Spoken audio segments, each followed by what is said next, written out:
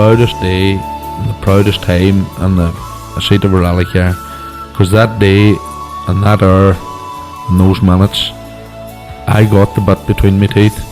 You know, I really stood up and was counted and said, this is not getting away. I remember when we pulled on our helmets and Donald says to me, what are we doing? I said, we're going for gold, Barrett. That's all was said. I can still picture that run. That was just the best run ever.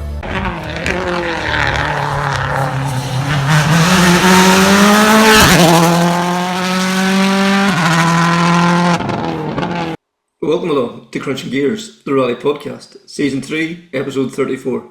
And Connor, we're going to talk rallying once again. What we're going to talk about this week, Stonethrowers last weekend. So we caught up with Michael Carbin and Dean O'Sullivan from it. And then we come up with this idea, lads and dads, we just thought something a wee bit different. So we got an opportunity to speak to Declan, Michael Boyle, and joining them is John and Dermot McCafferty. So I just thought we'd something a wee bit different. A lady that's been very busy over the last few weeks, Aoife Raftery, you caught up with her and we're hearing what she's been at. And then finally, Gavin Campbell from the Northern Ireland Championship, he's the coordinator of the championship. He joins us to give us a wee kind of a wrap up on the championship and look ahead to the gravel challenge. But Connor, Stonethrowers last weekend, Josh back in the Hyundai and back to one ways again. Absolutely. There was that last minute rumour that the Hyundai was making a comeback and the C3 was being parked for this event. And we didn't know if it was true or not, but absolutely, listen, like a hand into a glove and straight back on it. The old Josh was back. Yeah, because at the end of the rally, the wee bit of a swagger was back. It was great to see it, So he said that they're going to keep developing the Citroen over the next few months now.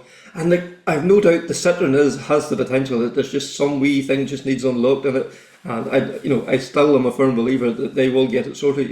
So, but it was nice to see him back, and then Sam giving him a great race. So it shows that the new Hyundai, there's been a lot of development there as well.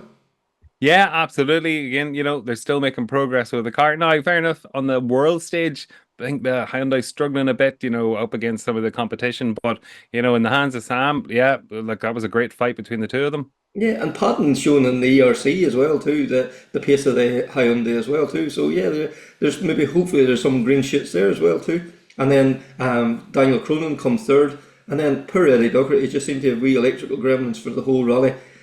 Maybe a slight dent in his championship hopes, but no doubt Eddie will come back strong. And then Desi Henry, and he always said he had a great setup in the dry. And last weekend seemed to be the opposite of that. He seemed to struggle in the dry and get really fast in the dump. So whenever he hits that sweet spot, he's going to be quick because he reckons he has a good dry setup and now a good wet setup as well too. So yeah, promising times ahead. But I think the two-wheel drive battle, Rob Duggan was there, Chris O'Callaghan was there, but who came out on top was Mickey Cardin and Dean O'Sullivan, and I caught up with them. So we're joined now with Mickey Cardin and Dean O'Sullivan. Mickey, we all know you as the guy that had the Class 20 Evo, and you developed that, and you done miraculous things with it. You pushed it up the leaderboard and probably places it should never have been. But Class 20, there was only so much you could do. The R5 cars were developing at such a rate. You were never going to catch them. No, exactly. You're never going to catch an R5 car on the Evo. Look at the Evo, the car, my Evo there, the Class 20 car. We had it well developed with a lot of work done on it. It's a great car. But as you said yourself there, we got results out of the car probably that I never would have expected to get, and enjoyed every minute of driving the car. But we just got as far as we'd get, and we're getting to a point where we were kind of going to rallies for the sake of going to them. We weren't getting any challenge, so we had to look at something to get a bit of a challenge, and we just went from a Class 20 car with very little challenge probably into a Class 14 car that there's such a competitive field to be in. It's just unbelievable. Yeah, because you dipped your toe in it a couple of years ago in Killarney Historics. You want Historic and tried that out, and then you want Historic. You want fully modified. Then last year, you hired a car, and you must have enjoyed it because you want to get your own car then. Yeah, exactly. A couple of years ago, I've always wanted to do Killarney Historics. Just always wanted to do it for the crack of doing the rally. I'd never done Mall's Gap, never even driven it, never wrecked it, nothing. And we just decided it was actually the year the harvest got cancelled, unfortunately, due to that in Creasla. And because it was cancelled, we says, look, we're down, we're not doing this rally. Sure, might as well do the historics. And we got actually a historic car, proper historic BDA car, and we done it. And it was mighty years cracked, like. So the plan was the second year around was to do it again in the same BDA. It's actually named Wire's car. And then the car, Niall decided to start tidying the car up a bit, and Niall being Niall, it went from tidying it up to real tidy up. So it's bare shell and rebuilt. But anyway, it wasn't going to be ready for in time, and I'd be very friendly with John McQuaid, and luckily enough, he says to me, here, Mickey, he says, it's time you ride a modified car, like, here, you can take that car of mine, go to Killarney. And I actually said no quite a few times, but John's quite persistent, like, and he dug his heels in, he says, you're taking that car, you're going to Killarney, and I did, and we really enjoyed it, like, and it was a mighty day's fun in the car, you know. And then I suppose that's kind of started looking at that point. I was saying, right, well, we're not going much further in the Evo, so what are we going to do? Are we going to look at an R5 car, or are we going to look at an Escort? And look at the decided the Escort route, and we went to look at that car and done the deal on that car, and that was it. Yeah, because Frank Kelly, he would be telling everybody that listen to him that there's two kinds of people in the world. The kind of people that there's the one group that have a class 14 car, and there's the other group that want a class 14 car, you know, so. Exactly, yeah.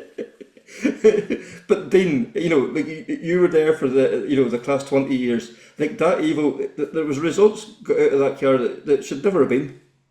Yeah, definitely. I think that this is me and Mickey's third year together now. And in 2022, I think we actually took 2 modified ones. But back then, like, we were racing Kevin E's, you had the Milkman, you know, all the big modified cars were there. And to do it in an Evo was unreal, you know. Mm-hmm. And then last year, back in Evo again, and just could not touch the modifieds. Even when it rained, we still couldn't get them. And back in 2022, we always prayed for rain to get the 4-wheel drive, you know, to get the advantage of them. But gee, last year we just could not get near modified. So the end of the year, like, it was kind of, we're debating this price in Donegal last year, what to do and what route to go down. And we kind of, I think it was going to be a Fiesta for a while, I think. And then the Escort idea came up then, and Mickey loves torture, so it was going to be an Escort. You know, so but no, so far it's been good. Like, it's only that's a 6th rally in that car now. Already took in a podium in Carlow, and then to won the 2-wheel drive last weekend. It just shows how quickly Mickey's adapting to the car, you know. Mm-hmm. So, even the championship and all now, so it's going well. Yeah, because, like, you know, these cars are not easy tamed. Like, you know, these are the proper monsters. Like, you know, over 350 brake horsepower going out through the back wheels. They're fairly light. You know, it's a completely different animal from the Evo. Do you have to change your style or the way you drive too? Yeah, look, they're a brave animal. When you do find the sweet spot in the settings of them, they are actually fairly forgiving car on the dry. Now, the other day we got caught in the rain on hard slicks. Now that's a different ballgame. That's just just have to go into granny mode, like, and just, it's like it's brutal. Now, to be fair, at the weekend there, the front of the car, even in the wet, it was still, you know, the heat was in the tires, and it was still turning in and walking well on the front, but like you just could not touch the throttle. You just had a feed throttle in. Like, if you touched it anyway aggressively at all, you were just going around in circles. Like, so they are, as you say, they're an aggressive animal, like you are, and there are some things you get up and go, like, when you get out onto an open road. But as I say, yeah, when they're set up well and everything right in them, like, do handle really well and work well, like. Mm-hmm. And like, you know, we often hear, you know, that we hear the guys coming off the end of the stages, and that it's tenths of seconds, it's fractions of a second, you know, separating them. And, you know, when you get caught up in all that, does it spur you on to leave your braking that wee bit later, get, you know, put down the accelerator that wee bit sooner every time? No, the braking later is Dean. The yellow board, and you're thinking of lifting your foot, and he's roaring into your ear, telling you to go on. No, it's Dean that keeps pushing down his ear. He loves the 100 yards, like. So, Dean, you've got a lot of responsibility in that passenger seat. Yeah, as Mickey said, like, the start this year, the plan was just, you know, get used to the car, get the settings, not worry about championships and points. Then we went to Mayo and we didn't finish, and then the second round was Monaghan, and I just thought, nah, it's time to go and start pushing on a bit now. Like, it's the only way you're going to learn. So, but now every rally I am preaching at him all the time. He's probably fed up for me preaching at him, but sure, that's what it takes. But, you know, it takes that too, like, because if you don't be trying something new, you get into the same rut. You know, you end up happy with finishing 6th or 7th, but if you want to push on, you need somebody to do that as well.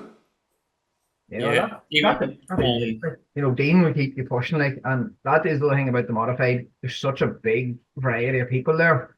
No matter, I don't think, no matter, like, you know, all the top guys, Kevin, Duggan, all the guys, there's always going to be a rally where one of them's going to go quicker than another. There's no one man in the modified at the minute out there, I don't think, that's right at the top on his own.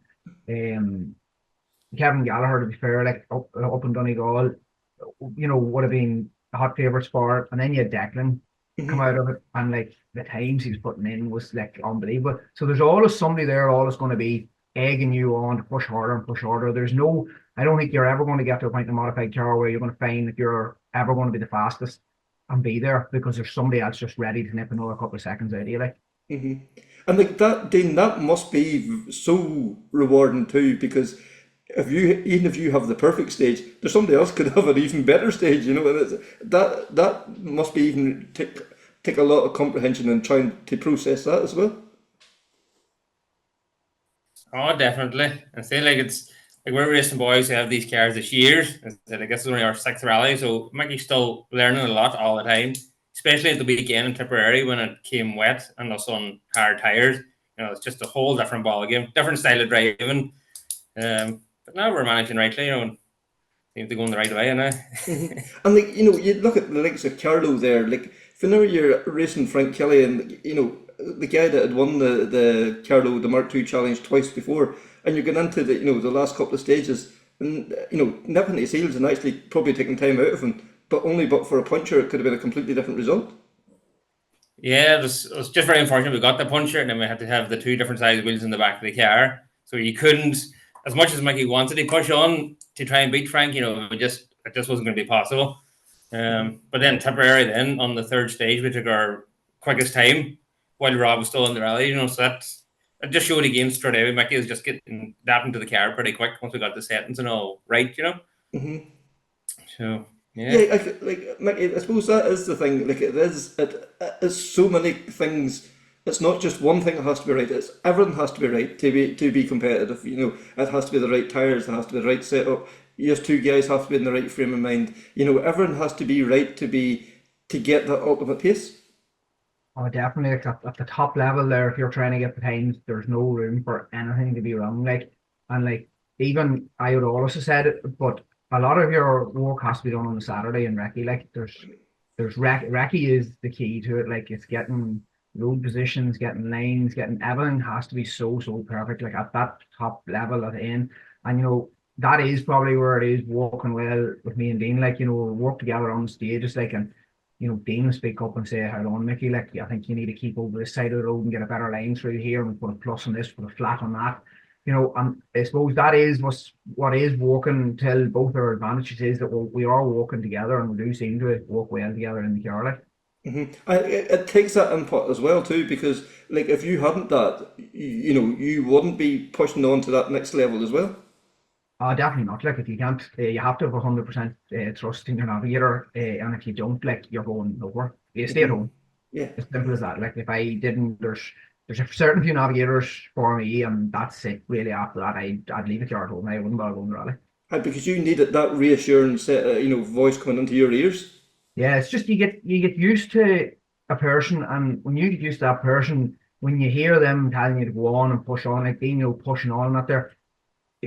Dean's in the car that long now. Well, I know it's only his car, but even in the Evo one out there, but like he's in the car that long, he knows my capabilities, he knows what I'm fit to do. Now, 6 rallies in, you know, he now knows the capabilities of this car, so he knows where it's safe to push me on. So like if I take somebody else in that car that has never sat with me before, they don't know my capabilities, they might know the capabilities of an escort. It's just not, it's not the right thing to do. Like, if you want to be at the top level of your game, you need to keep a consistent navigator. Like. Yeah. And the national championship really works well for you then too. The 1 day format, the recce on the Saturday, the rally on the Sunday as well. Yeah, well, that's it. Like with work, it you know, it wouldn't really suit me. You know, I couldn't be taking time off. Like, you know, obviously self-employed, like, and quite easier working with me, and that you just couldn't be going away on a Wednesday, like, or a Thursday. You know, so it's ideal for me. And especially now, like, you don't even need the the format of the rally is so handy. Like even Stonethrowers there, like I just went down there Saturday morning. I left in the car here at 6:30 Saturday morning down the road, done the recce, still finished up at I don't know, finished up at 4 o'clock or something, being 4:30 or something. Yeah. No, handy like. Yeah, they are such a good format. They're very competitor friendly. Oh, they definitely are. Stonethrowers is probably the best recce we had all year. Like you had 15 kilometers the first stage. Between 1 and 2 is like 2 kilometers. Was the same between 2 and 3, and it's like 10 back in. Very, very handy route. And like the financial stages, the start was very simple for recce. Like it only actually took us a couple of hours to do it. Just helps the whole thing instead of driving 20 or 30 kilometers per stage. Aye. That's very good. I know all the organisers this year, like Monaghan, the same Stonethrowers. It's their events organised by competitors for competitors as well too, and that's very telling when you hear the compact route, good service area, all those things. Like Monaghan was just a prime example of that. There, Mickey, like your home event there. Basically, you drove off one stage into the next, and then the service area. Like that was world class there down there as well. Yeah, that's it. Like if you said, hey, when you have a competitor, a COC, it makes some difference. Like I'm not saying anything against. There's loads of other COCs that is brilliant too, but they're brilliant from the amount of knowledge they have around rallies and stuff like that. There, but you take Monaghan or the Stonethrowers, both well experienced navigators running the rallies. You say like they pick good stages, and another thing too is when it comes to the safety of stages, to have bales in the right locations, tire bales on piers. The safety, you can see it. You can just see it on the rally. Like, and as Dean said, in the format of the rally, the how short the road sections was, service areas. Like Stonethrowers there is using that same service area. Here probably as long as I remember, but it's just mint. Like you have the scrutiny up behind it, park firmly behind that. The HQ is only a couple of kilometers over the road. Such a small area, like it's class. Like. I guess, Dean, like when you're going to a new territory, you don't want all the hassle of having to try and figure out where this is, where that is. When it's all in one area, it makes it just so much simpler and so much easier for everybody. Then. Oh, it definitely does. Especially since we've been there. We were there 2 years ago, and then once you land the town, everything just comes back to you straight away. Like you kind of know where to go without even looking at road books. Until you get to the stages, obviously. But it's just so much handier for everybody. And there's such a wide area down there, it's just very good. And then sure we had the weather as well, so that just made it. Yeah. And the mixed conditions on on Sunday morning, blue skies, it was a summer's day, and then lunchtime the dark clouds rolled in. Like as much as that the rain's coming, you have to still go with the brave tyre choice because you don't know exactly when it's going to roll in. Like. No, that's it. Funny, we were sitting at the start of stage 2, I think it was stage 2, and sitting queuing up in the car, and we know the helmet's on. My phone went, and it was one of the boys in service, and sent me a snap off the service area, and it came and rain. Now we were sitting in the car with the sun beaming down through the front windows at us, and we were like, "Are they acting naked?" Like, but we knew they couldn't be acting naked because it was a video of the rain dancing off the ground sheet in the service area, and we were sitting a couple of miles out the road, and the sun flipping trees, and we were just thinking, right, well. Hopefully it's not in stage 3 when we get because we were sitting at the start of stage 2, it was dry, but no, it was at the start of stage 3. No, not 3, sorry, that was what stage was that? The rain come in 6? 6. Six, it was, yeah. 6. Yeah. So sitting at the start of stage 5, sorry, when snap off the rain, and then into stage 6, like in it raining. But look at the way you have to look at that is if it's raining for me, it's raining for everybody else too. Yeah. So the only advantage is going to be some man that maybe carried 2 wets or something, and he could stick them on. And like we had actually considered throwing 2 into the boot, and then you're looking around, all these blue skies and the sun and everything. You're like, I hope you couldn't need wet. So what would you be doing that for? And then it comes, but you hear that's it. Like look at the door. Aye, and as you say, you have to put it in, clear your mind, and say, look, don't worry about it. Everybody else is in the same boat. Just set your head here, kind of thing. Yeah, well, that's it. Like, we would always say, me and Dean would always start, at the start of the stage, like if it was raining or something like that there, we'd just discuss it and say, right, well, just mind our braking down into T junctions. If you want to chance your braking maybe on where you have a slip road or something, well, so be it. But, we'd just discuss it and say, right, we're on hard 6, so at stage, we just need to get through this. So try and go as hard as you can, but just stay steady and safe, Mm-hmm. And then, like, if you're doing the reggae and you're looking at the weather forecast and you think there's a possibility of rain, do you be looking out for somewhere that might be shiny then if the rain does come and things like that? Does that be part of the reggae on the day before? I think that's kind of coming down to my experience, Kevin, more than anything. Like every recce that we do that's bone dry, I always try and think of it that it's going to be wet. You know, just because the rain did come, you could get caught out. Very, very simple and something not even high speed, you know, even slow speed corners.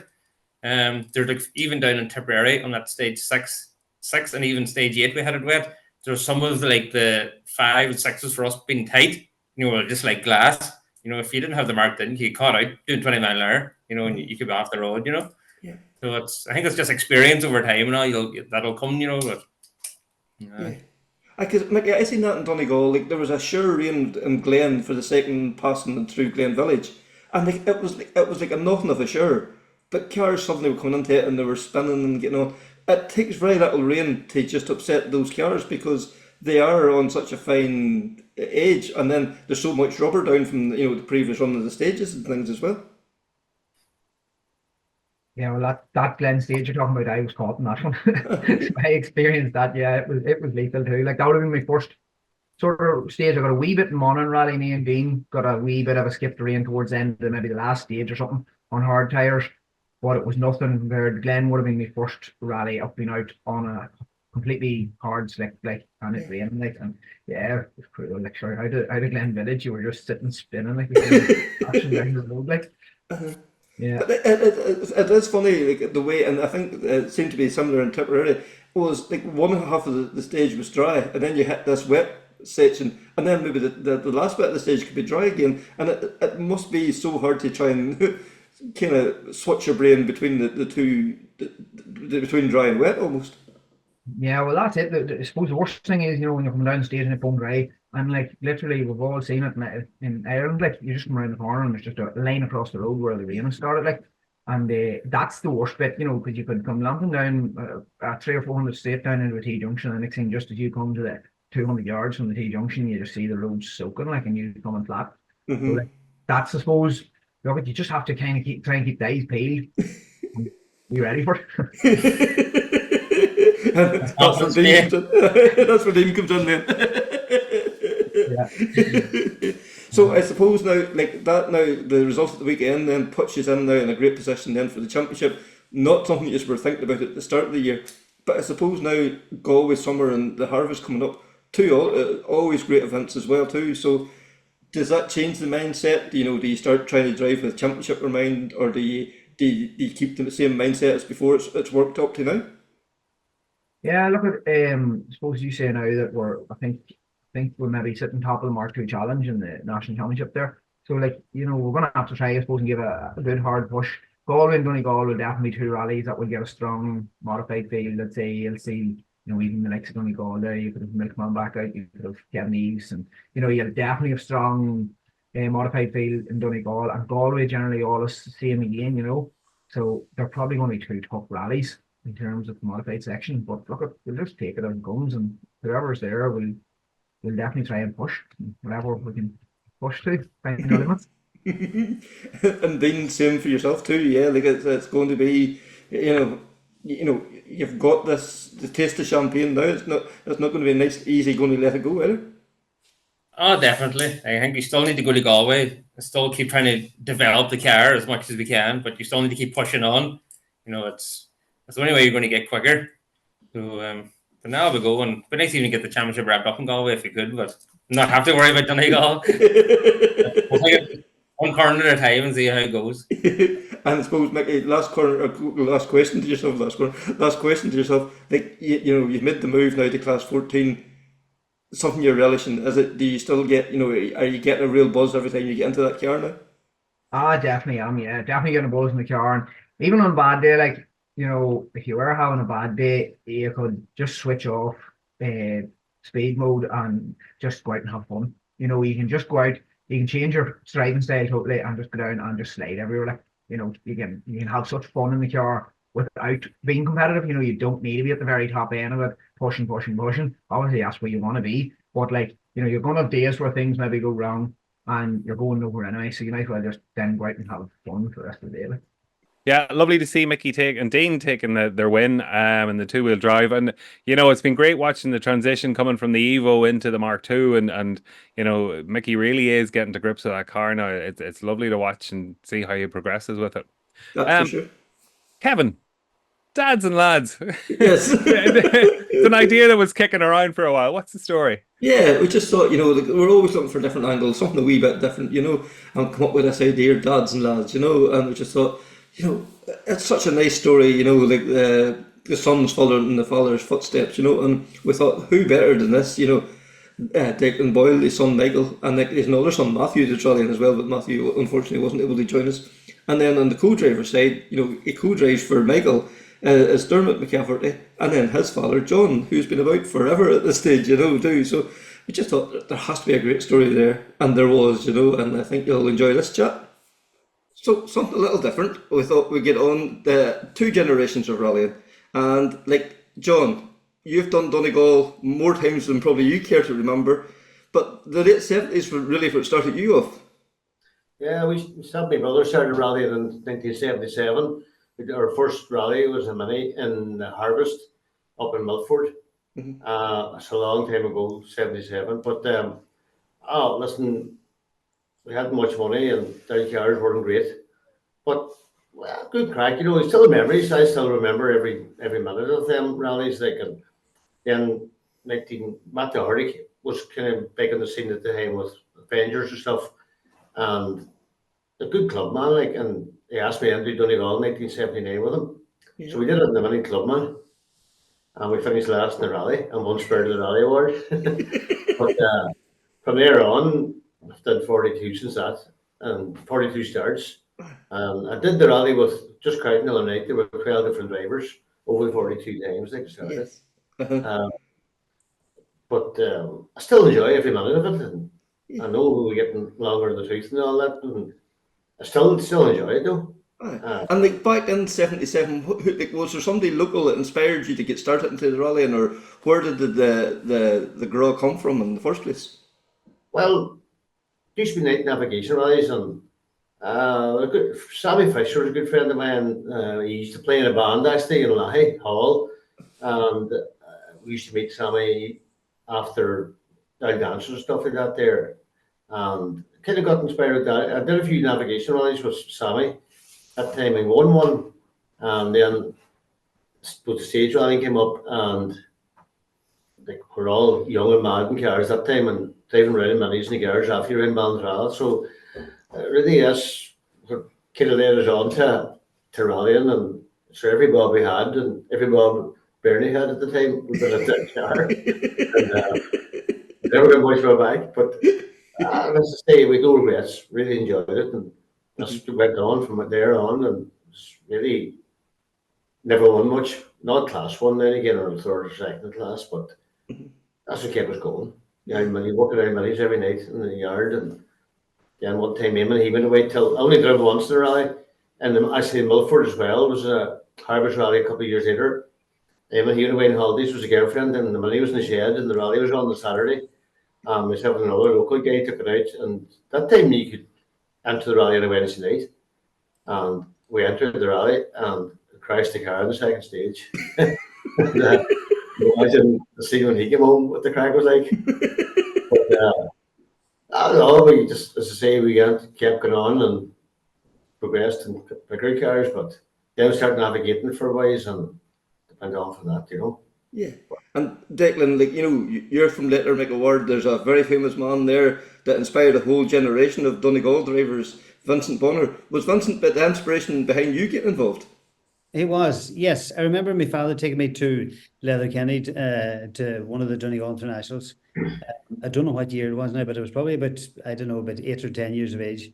And Vincent came down the town. I think he came down to the Market Square that time, down through the town. And there was just bales along the street.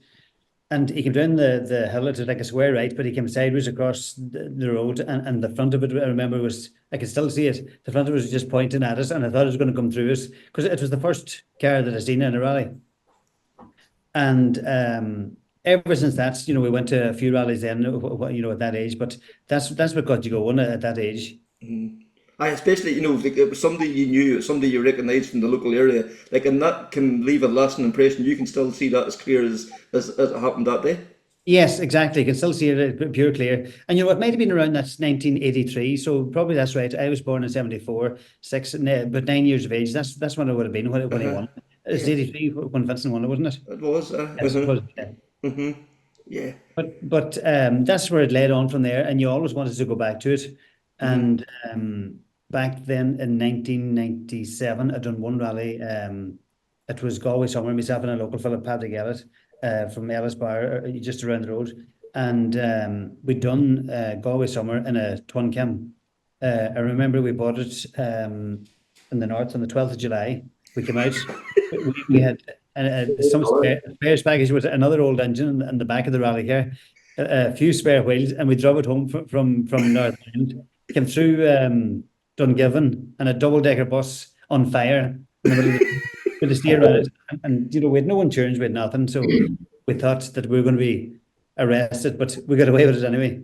But yes, we done Galway summer, and we finished. We went out on the 8th stage. I think we were 38 overall, and we did on the 9th stage. I think it was, yes, and the clutch went in it.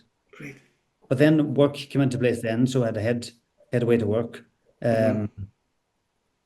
And yourself, you had to make a few pounds, and then one year led to the other and another, and I didn't come back until I was 35 years of age when I started then, and that was in the Harvest Rally 2008.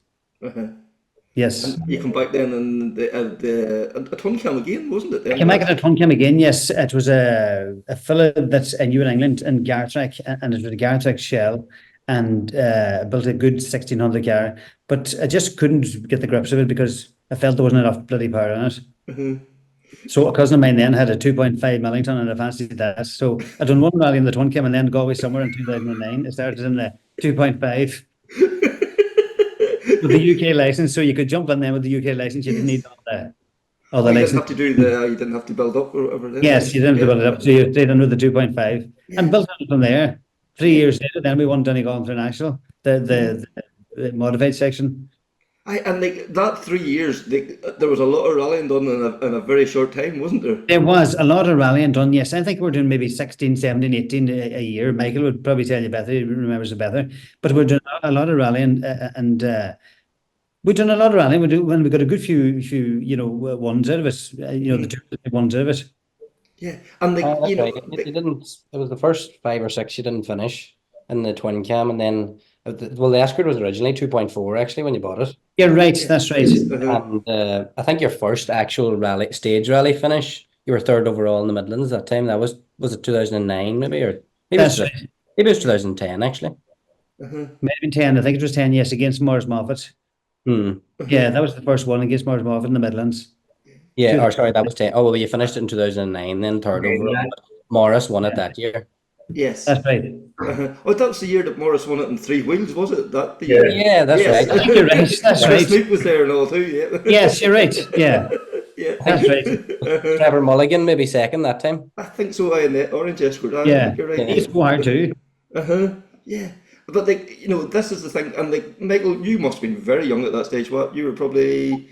Well, I was born in 97, so I would have been supposed 10 or 11, 11, maybe 12, maybe pushing 12 that time. But I used to go around the country with Dad and Brian that time, sitting in the back of the car, and they would go Iraqi, and I'd be in the hotel, and he would give me maybe 20 or 50 euro, and I'd go away and spend the day just walking about whatever town that rally would be. Pick him up in the evening, didn't know where he was. Yeah. I was the only man. I was the only man making money going to rallies that time. he was a bit like John there. He used to come home with 51.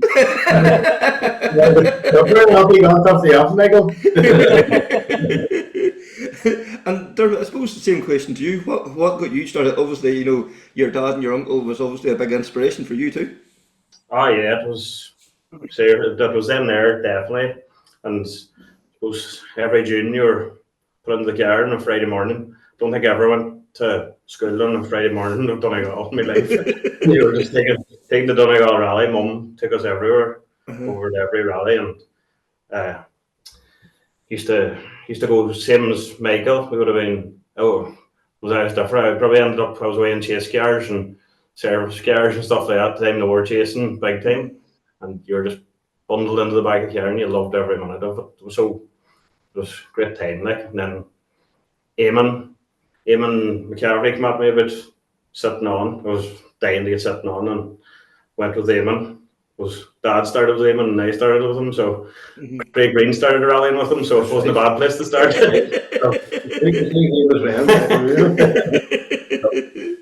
Started navigating and then done a bit of, tried a wee bit of driving. Yeah, Dad because you had a wee 106, hadn't you? almost and a Subaru as well Yeah, for Subaru, a yeah. couple of events. Yeah. Nah, the talent in the pockets just weren't good enough for it, I don't think. It was, But yeah, and like Declan, whenever and like the 2.4, and then it was upgraded to a 2.5. Like those, and they still are to this day. Like the ultimate thrill seeker machine. Like, was that part of the whole appeal of it? Was it that just raw power when you get into a rally car? That Just raw madness. power, yes. And when you put your foot down, something happens. When you put your foot down in the twin cam and nothing happened, there was a delay all the time. So I used to drive BMW M3s a lot. So every time you hit the pedal and that, something would happen. So you're used to that power. Uh-huh. But it took a wee bit of time to get onto it. But Brian Boyle was sitting up by that time, and Brian we put in a lot of effort too, serious amount of effort, and tweaking notes and everything else. But we were racing against McPhillips and Diane McKenna that time, and Frank Kelly was a hard goer that time, and you had Morris Moffat. Who else? Manus, and there's another That's Manus right. as well was there too. Manus Yeah. Kelly, yes. Geez, with Yeah. some wild battles with Manus too. But yes, it was hard work. Who else, Michael? Willis Bradley and Rodney Wilton and all. Yes. Yeah. Uh-huh. That's right. Class when you think of it too, it was It unreal. really was, because like there was, even then, there was 10, 12 really good Mark II like modified men at the top of their game at that time, weren't they? Like, so. There was, yes. You had Martin McGee, which is still there too. Yes. And again, you still have, McPhillips and McKenna, and then the younger lads then, came after that. But good going, good trucking. And every, all the time there was an upgrade with the Mark IIs. There was always something new. But there's some machine now today, but they're not a million miles probably away from where we were. No. A bit more stable on the road. Probably makes it a bit better. Power-wise is another 50 brake horsepower. I think mine that time was 321 brake horsepower. Right. Yes. Yeah. And like that like helped you hone your craft, because like you had to be at the top of your game to be beating them guys or even matching those guys. So like it left you in a good place then when, by the time you did step up into the world car, that you had learned your racecraft as such. Yes, and when the world car would step out of place, then you didn't mind because that's where you came from. But it was a big step to the Subaru. But when you were just mad into it, and you were just going to make it work. You just didn't care. It's like jumping from the right-hand drive car over to the left. Yeah. All that's in your head. You're just going to make it work, and that's it. And again, Galway Summer played its part in your story as well, because that was the first rally in the 12B as well, wasn't it? It was. That's right. Yes. And the 12B, yes. I think that year, I forget the year, was it 2000 and maybe 13. 13, yes. Galway Summer 13, where you had Fleming, what did you call him again? JJ. JJ Fleming, exactly. Yes. JJ was I think JJ, Donny Kelly was leading at that time, and JJ was second. JJ, Donna went off, and I just came around the corner, and JJ he had a spin. So when I passed him, that left me then in the lead. Yeah. Yes, but it was a good crack now, and some big battles with Donna there too. Aye, and like going out the first day, getting the one, it was probably nearly like a poison chalice, because then you thought, oh, this is handy, this will be easy. Exactly. Well, listen, it's like betting on a horse. Then that's probably the worst thing that ever happened. You won. Yes. And you're still to this day trying to win. But I remember the first rally I won, Chris Meek said to me, that was against Morris Moffat and the Escort. Chris said to me, well, listen, a second place from there on is going to be no good anymore. And he was right. Right. I had just never had the same vibe. One, the second is just a waste. Well, second and 100 is the same thing. Yeah. And John, like, you've come up and you've developed up through, and there's been like a lot of good results there throughout the years. Is there any like one year that particularly stands out? Never mind one result. Is there one year that you just look back on and think, I was at the top of my game back then? Well, back in 2012, right now, that year was a good year for us. And even the Carbin days, we had a couple of good years of Carbin car as well. a couple of overall ones, a couple of overall Group M ones as well. Like, but when you got the S9, then Seamus never really run a rally outright. But I won Forest with Donna. I know in the Harvest with Paul Harris. Actually, finished up in Power down third. What year was it with Big Action? 2000. In 2008, I think it was, or something like that, or 2007. And we were lying third with a stage to go, one stage to go, and we had a big accident half a mile from the last stage. But I enjoyed it. I went to the States and did a few rallies out in the States as well, boys, navigating. Very And good. that year was I think in 2012, I did 28 rallies that year between the States and Ireland here. The Forest rallies, and navigated for James Gill in the Forest. We're leading the Forest Championship to the last 2 rounds, and we had mechanical problems then and lost it 22nd in the championship, in the Forest Championship, the Northern Championship. You know, the navigator, you could be out in Raven again if you wanted to, you know, yourself. But I know I really enjoyed every year, Dick. And the you know, you still go out and compete now. Is the urge still there? Is the want still there to go out and do it as much as possible? Oh, okay, sure. Declan came here in the Harvest. Myself and Declan, we weren't the favourites to win, but the 2 other bucks were supposed to be the favourites to win. But one man said the wee baldies did beat them. That was our rally one, John. Yes. That was our rally. Definitely. We had a problem when they did chicane. That put us back, but really enjoyed that day, unreal day, pleasant day on. And we didn't get out of 4th gear that day, John. Oh, that's right. I tell you, there was another year ever, but you wouldn't deny. You said No, we only found it in the last stage. I think that. But no, I still there. Just Jesus, I love navigating, like, and I love wrecking too as well. Believe it or not, Right. And as the man says, if you nerves, no, geez, no, my nerves are gone long ago. But I still really enjoy it. I still really enjoy navigating boys. Excellent. You know. And Michael, then whenever you become the age, then was it they had to get the license as soon as like you want to get out there, see what this whole crack was about? Yeah, well, I suppose even before that, I was in Ahadui and Moneyglass and all these different types of places and 1200 courses. So I was probably, I would say it was maybe 14, maybe coming on 15 when I started that. So I had a couple of years done of that. And then I suppose I was at school and all the rest, and you were kind of doing this in between and trying not to make everything fall on the same weekend as Dad was away rallying and following him. But I suppose then I think I got my full license then. It was around 2015, and I'd done the Harvest. As soon as I got the full license, yeah, and I had a Honda Civic that time, and I said, right, you know, I wouldn't mind, you know, giving the Harvest a run here. So that was in Burt in 2015, and Dermot sat on me that day. And in fairness, Dermot has sat on me out of the, I don't know, 50 odd rallies we've done. Dermot's only missed probably 3 or 4, I would say, in total.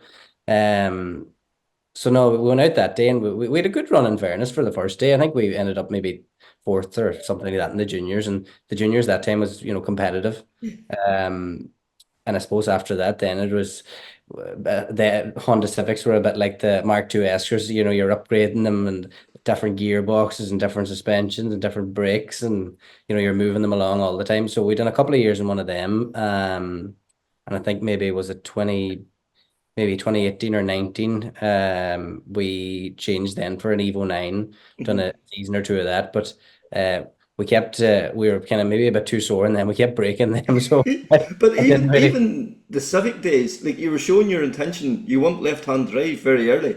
Like that was the thought was, you know, if I want to progress in sport, I need to be in left-hand drive right from the start. You know, there's no point in picking up bad habits early. Yeah, well, that's it. Yeah, we'd done a season first in a right-hand drive, the green Honda Civic, and we won the juniors in Donegal in 2016 in that car. And then I suppose the following season over the winter we were going to be doing a couple of upgrades or whatever to the car, and Cahill Brown from Broca there, he came across a left-hand drive shell, and he says, well, why don't you know we put a cage in this and convert everything over, and you know, be good learning for maybe down the road. So we done probably a season or so in the left-hand drive Civic. And but no, it was definitely good learning, and I mind the first few rallies at the start. You're cleaning mirrors off, going through chicanes, and you didn't know where you were sitting on the road when you weren't really used to it. But we got a left and drive road car, and that sort of helped things a bit then. And like Dermot, right from those early days with Michael, there was a bond obviously started to develop really quickly because like he only, as Michael said, only missed a few events. As a co-driver, do you feel straight away that you're comfortable in the car with a driver and you're in your happy place almost? It just worked straight away, in fairness for me and Michael. It was just by pure chance that it ended up. I had no seats for the harvest, and Johnny Jordan rang me, and he says, young buck, he's slowly starting rallying. I thought, geez, we'll see. He's always Declan Boyle's son. Right, that'll do. I'll go. It was a great run, and nervous, not in the rally. Maybe going to it and coming home from the rally was the most nervous thing with Michael.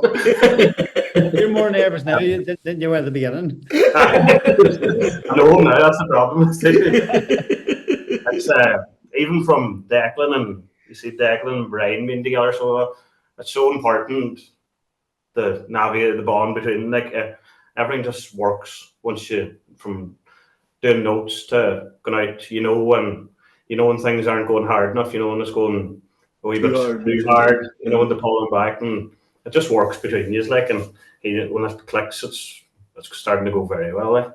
Yeah, and even at those early days, you were that few years older, and you were able to give him wee bits of information because you had drove a car too, and you had that wee bit of knowledge that you were able to pass on to him as well.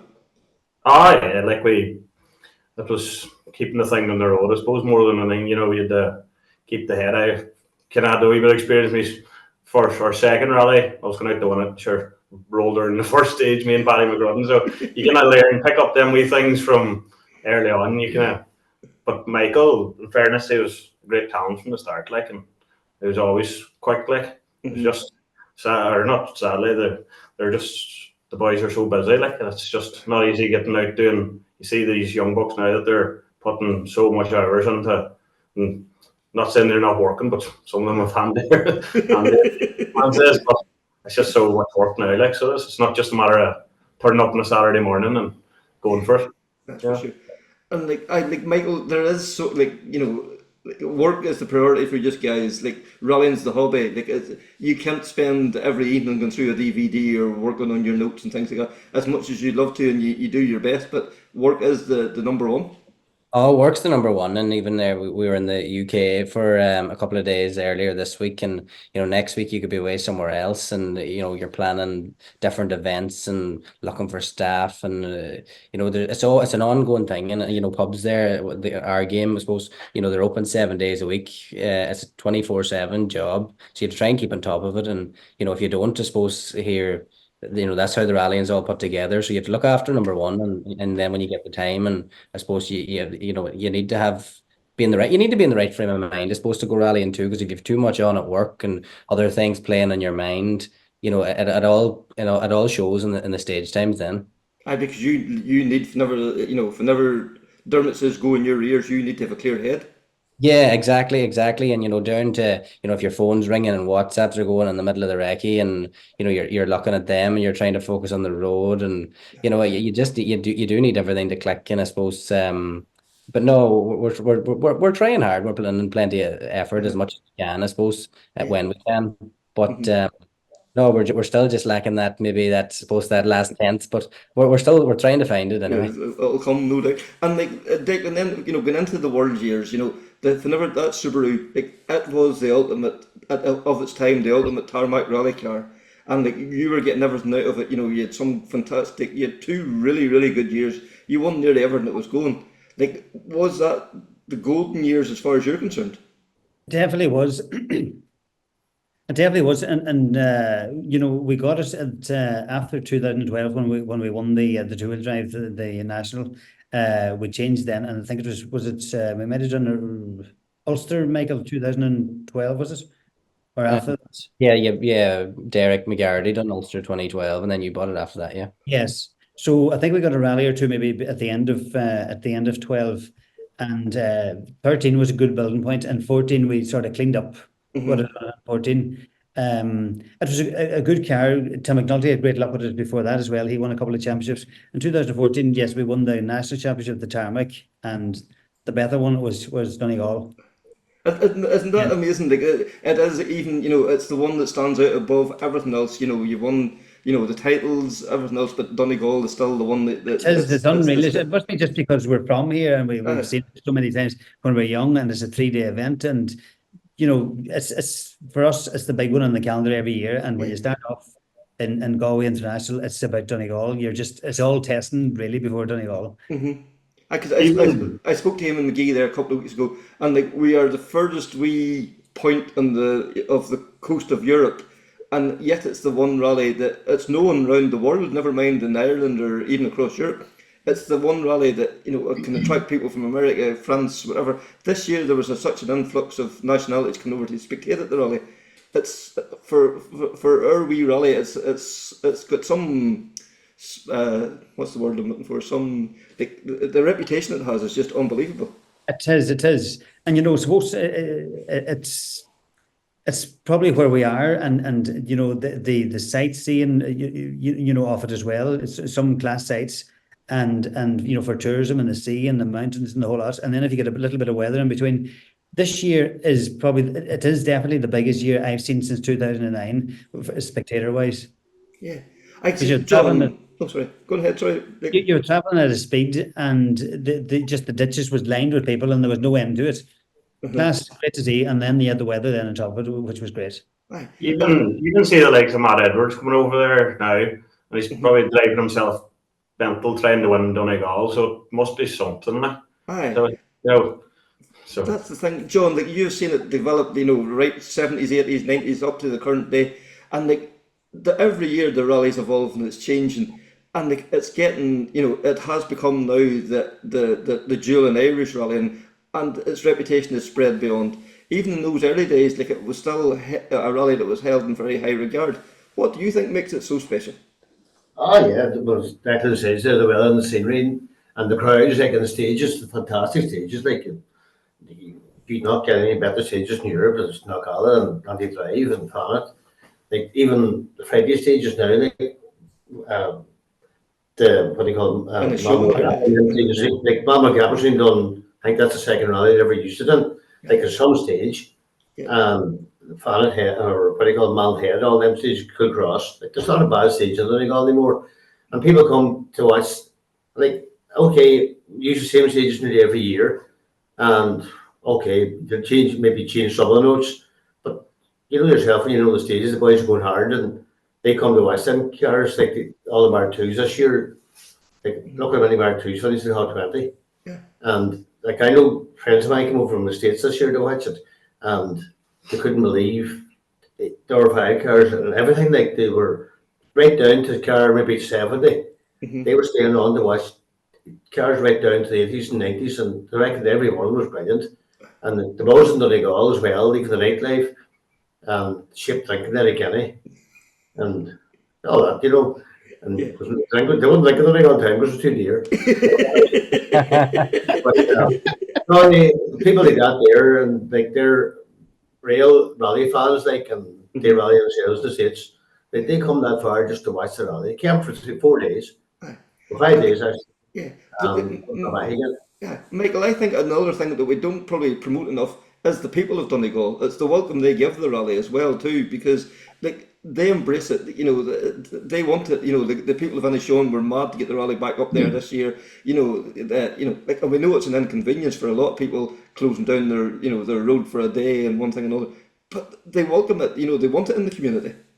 They definitely do. They definitely do. And I was talking to even lads there, I suppose, from the other end of the country, Cork, Kerry, down that neck of the woods, and all them says, it's great. Some of them, it was their first time doing Donegal. They've been doing Killarney and doing, I suppose, West Cork and doing all these rallies, but all good rallies too.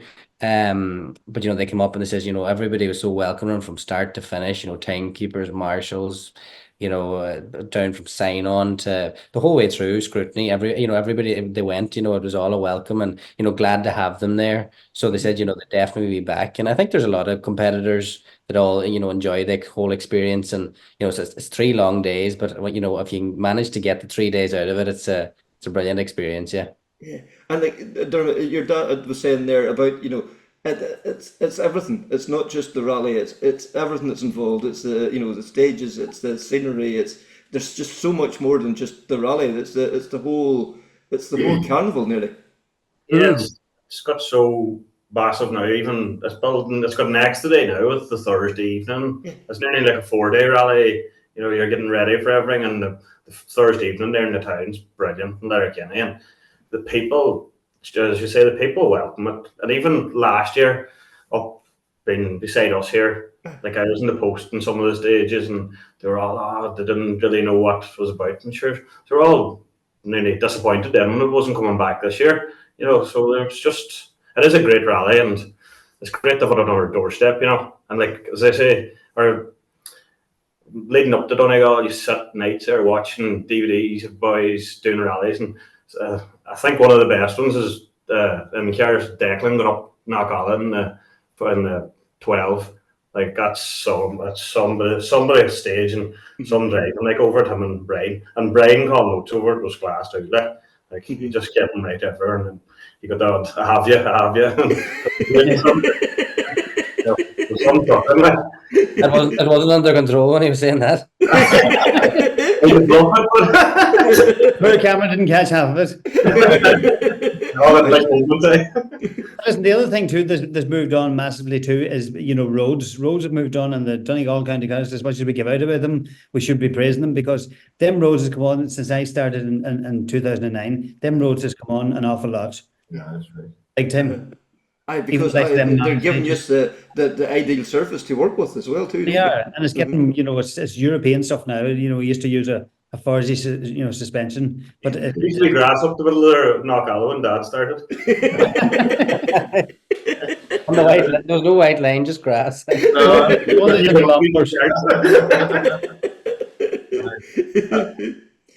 Declan, this whole thing about the carnival thing, the way that it's spread, and like every town in Donegal, it's not just Letterkenny. This spreads out across the whole county. Like there's hotel beds full. There's the pubs, the restaurants. They all get a boost out of this.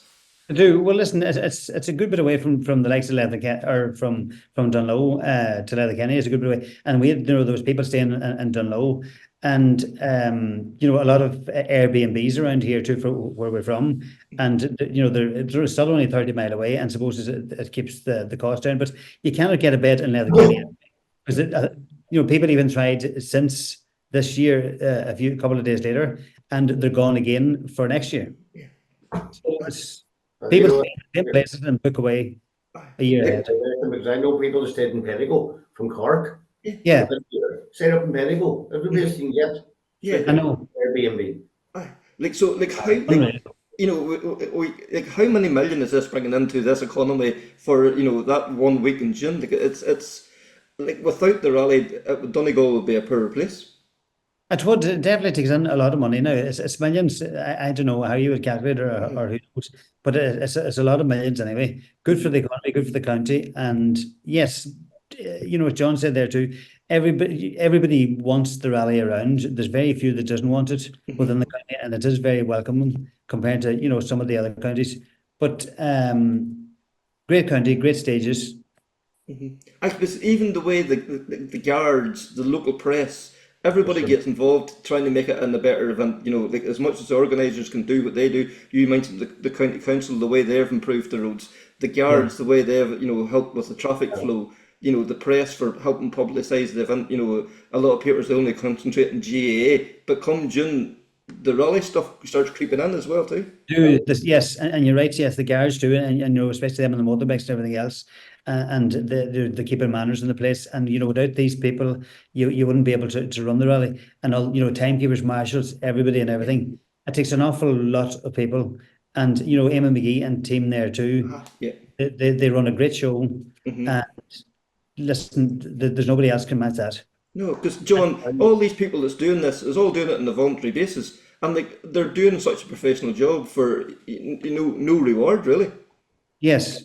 And you'll go down to the likes of Cork maybe next weekend or whenever it's on, and you'll see them lads down there again working for next year straight away. Yeah. I have to recommend the boys who done the road book this year for Donegal. Because and the guards, the road book was unreal. Like they took us away from traffic. Was so smart what they did with it. Like going Saturday morning to Knockalla, like you would never think going the road they took us. It wasn't a car. There wasn't one traffic jam for a rally car all weekend. And as I say, Paul McGee was head of the guards this year and got everything coordinated with them, and he made some job of it. It was very good. Like it was. I don't think I did sit in traffic at all weekend. Like it was even coming in through the IT. I think Johnny Beard had something to do with it. So he works there, but it was just so you're thinking, oh, we'll be sitting in there getting in traffic. Next thing you're in the Park Fairman. No, like at that time of the evening, everyone just wants to get away from each other and get out of the car. But something Michael there that someone touched on earlier was the crowds even at ceremonial start, and that kick started the weekend. They come away from that, you seen the enthusiasm that was all building. Does that seep into you as a driver? Do you start to feed off that straight away? Definitely do. I suppose, for us too, it's a big weekend for the pub there, and we managed this year. We had the Forged Irish Stout come on board and do a good weekend. They had a pop-up bar and all as well. So, all those things, it's the build-up locally. All the local, like there's a lot of local, well, not a lot of locals. We live in a small area, but all the locals would even be on to you, in June. Are you looking forward to the rally? People that aren't even into the rally, and I suppose everyone that's mentioning it, and it's all build up, and you're looking forward to it yourself, and it's just a big hype. But even the ceremonial start this year, I would say in the few years that I'm doing it, I've never seen as big a crowd on a Thursday evening. And I suppose, a Thursday evening where it's not a bank holiday, it's not, all these people are just, taking time out to go and see it and enjoy it. And Declan, that set the scene then, and the new stages on the Friday, it's what, 10, 11 years since you done them. You may as well have, you're getting in there with a fresh sheet of paper. There was no in-cars to look back on, there was no comparison. It was every man start again.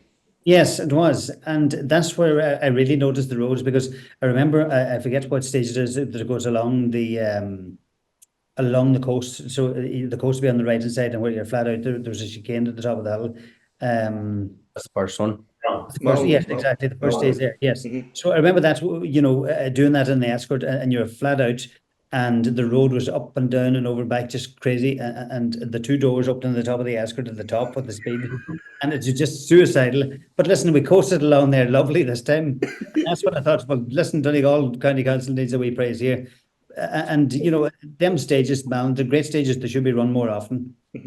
Yeah, and then going into the more traditional stages, you still want to do the traditional stages. People they come to Donegal to do the likes of Fan, Knockalla, Atlantic Drive. They are the classics. Yes, you can't take them out of it. No, you can play around with them, year on year. Like Karen Hill wasn't in it this year. I don't know what other ones wasn't, but you have to have them classics. Yes, definitely. And look at the crowds there was on the likes of Knockalla on the way down there this year too. I've never seen it as big a crowd. Aye. And even Glen down that was great. With some stage, it was a nice wee change. What was that, sorry?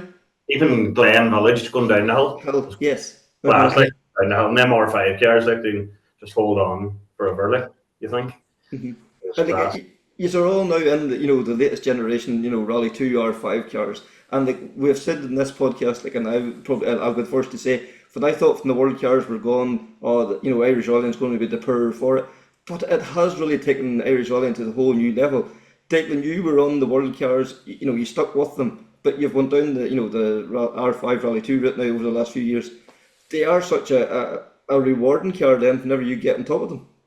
They are, definitely are. And when you look at the R5 there against the WRC, I don't know, but power-wise now, they're probably much the same. But it's the corner speed, it's the tyres have moved on, suspension moved on, everything's moved on, chassis and the way it's twist switch and everything else. So it's all moved on, and the speed is crazy.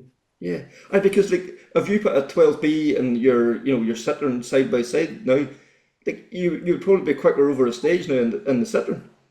Yes, you did. Oh, yeah, you would. Of course, you would. But at the same time, it'd be great to see somebody out there who was in the 12Bs and a fast person out there just to see where they are. It's just a pity they fell away too. But listen, the R5 cars is a great car too, and there's a new one always coming, like the new Yaris there now, and the Skoda, and what else have you? These Fiestas, they're class, some machinery. Yeah. And John, like, you know, you've seen all these incarnations, you've sat in them all. What's your opinion on the R5s now so far? The R5 car, some car, like they are definitely, Declan says there, you'd love to see somebody there in 12B put up them up in the car and see what he would do. You know, the R5 car were hammered into the ground. Yeah. Like for handling, and Declan says there's so much technology in them now with road holding and power and braking. It's unreal. Like there was some car. And you know, there's like a go-kart with a 2000 engine on it. But they are brilliant. Like they are some car. Like some loads of them. Some loads of them. And like, Even the bad ones are good, you know. And for a 1600 car, there's some power in them, like for a 1600 car. Yeah. That is the thing about it. Like, you know, that's what everybody thought of. And these cars are coming from a 2 litre down to a 1600. Oh, sure, they're going to be up the hill. It'll be for nothing. And they're not. They are every bit as good. You know, they haven't been. The 12B. There's that noise. You'll never replicate that noise, that grunt. But exactly. That's what I think. It's the whole thing with the 12B was the noise, the grunt of them. It was you heard them before you seen them. You know. So. That's right. And when you start them. Well, listen, the polo noise is not, not too far away from it. But so the grunt and the sound and the 2 litre engine and the launch, unreal launch on them. Yeah, that's right. And like Declan, Michael, you're now served your apprenticeship. You've done your Civic, you're into your Evo, you're in now to your polo, and like every time you get into the polo and you pull on them belts and you go down the stage, is it still such a thrill then to see what these cars are capable of?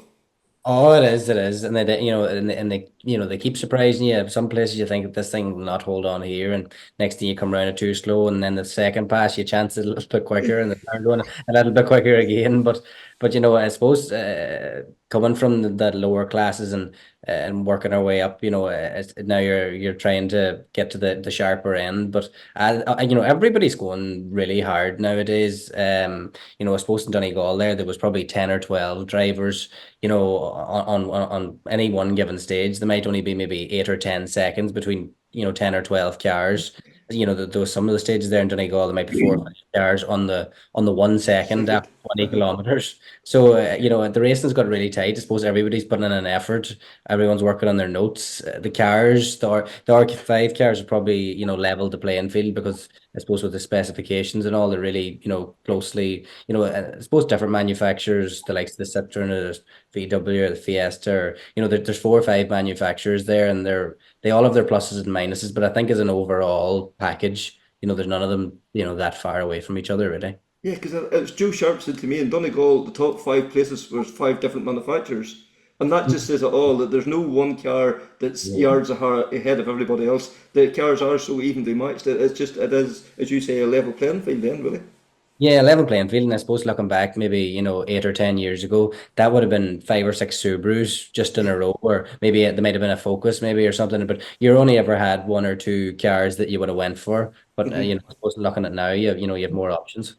Because if you hadn't got, at the time of the 12B, if you hadn't the 12B, if you had a Subaru, an S10 or an S9, that was sort of outdated. You needed the ultimate, the latest one, where the R5s are kind of a bit more kind of even across the few years.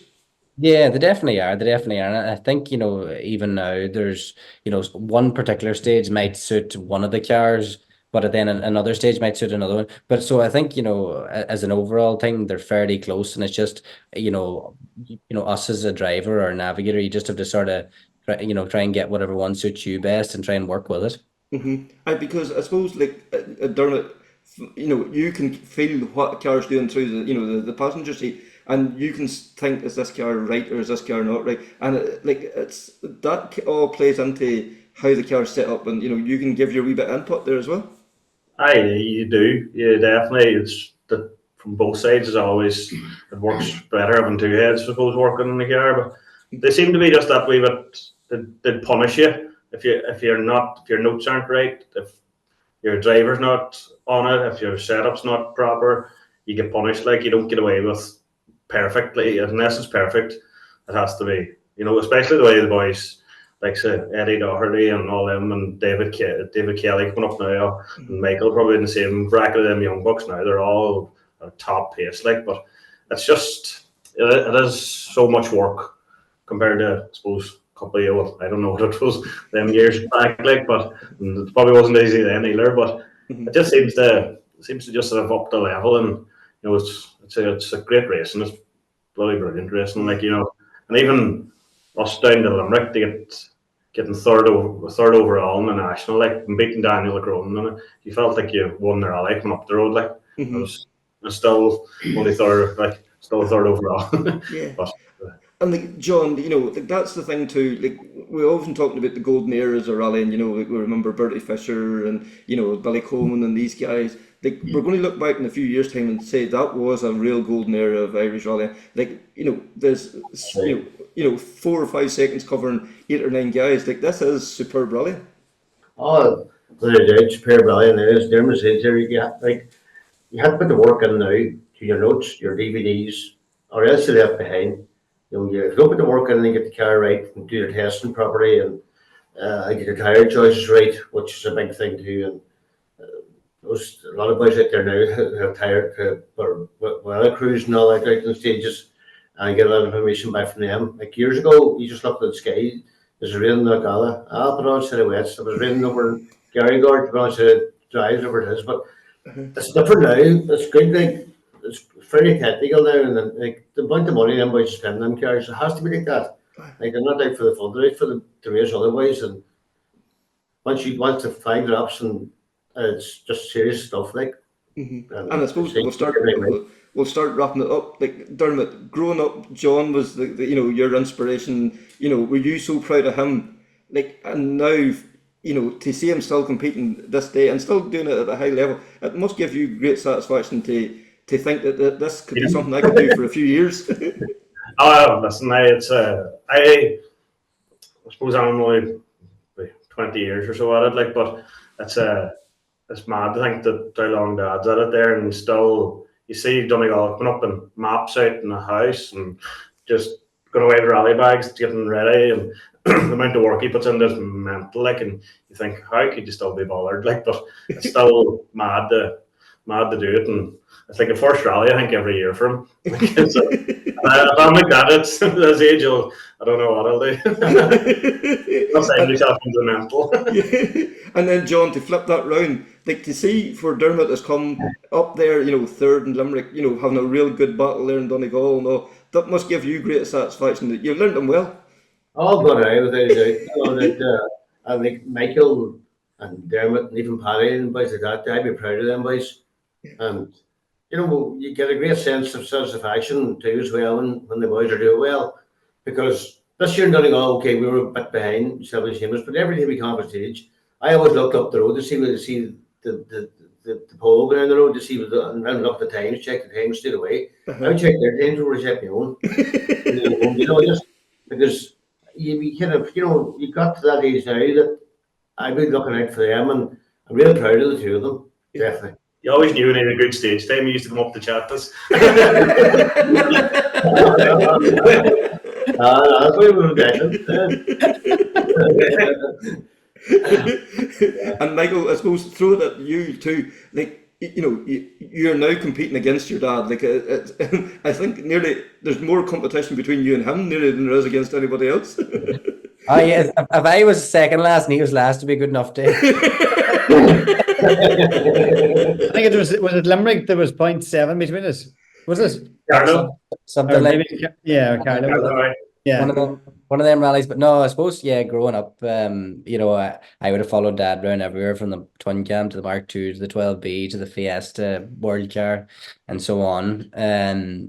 But I suppose then, when I started myself, looking up at them, and, it would have been him and Gary Jennings and Darren Gass, and there was loads of them, I suppose, that time. The two Moffats were there, and those pilot drivers, but to be up, I suppose, in the middle of them now, back then you thought, right, geez, those lads are, they're all just unreal the way they can, drive and go corner, but to be up there now, I suppose, in the middle of them, is a good feeling, yeah. Yeah.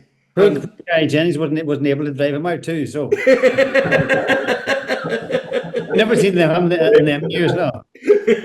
Oh, well, yeah. And he's older than us. He'll not admit that, but and Declan, you know, like how we put this politely, you're not in your first flush of youth, and to be still there competitive and giving your all, and you must get great satisfaction and the speed that you're still capable of yet. Well, still, yes, we hadn't a bad Donegal International there, supposed to be fair. The Citroen, I just felt that there's a bit more left in the suspension. There's definitely a bit more left in the braking. There's a bit more left in myself. I'm getting older. There and more, it's hard to know. But I'm going to keep trying anyway. Yeah. And does it give you great satisfaction the way that this young buck's coming on and nipping at your heels all the time now?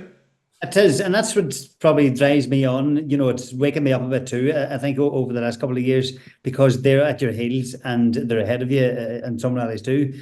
But that's definitely wakens you up, and you want to try and stay ahead. Listen, there's not much longer left, and probably me staying ahead. But because they're coming on well now, to be fair. But it's good to see, and it's good to see the Boyle name carrying on, and then we have Matthew behind us. That's just it. So, sure, that long he'll be looking to get into an R5 too. You'll have more headaches. before I finish, we made it 3 in an R5, and that's what I'd like to see that. Yeah, that would be lovely to see that line up, wouldn't it? Yeah, that would be something else. Yeah, and me first before I finish. Well, I actually seen a picture. I suppose I think it was maybe a couple of days before Donegal. It was Kevin Shields actually showed it to me. I think it was Dave Munyon. There was a fundraiser going on, and Dave actually bought the picture. It was of the 3 McHales and the 3 Focus World cars. So you know, I had actually never seen that picture until this year. But I don't know. It's probably, I don't know how long ago it is. But you know, it was nice to see, and it's nice to see. And I suppose we're probably, I suppose, ourselves and maybe the likes of the Moffats. You know, 3 out in each house. I wouldn't say there's probably too many more with 3 out in a house. So I think there's 4 of the Callans out. Before the yeah, exactly. Yeah. And then the Eves is another family too here. Yeah, in Donegal. That's right. Yes. Yeah. So yeah, It's great crack having it.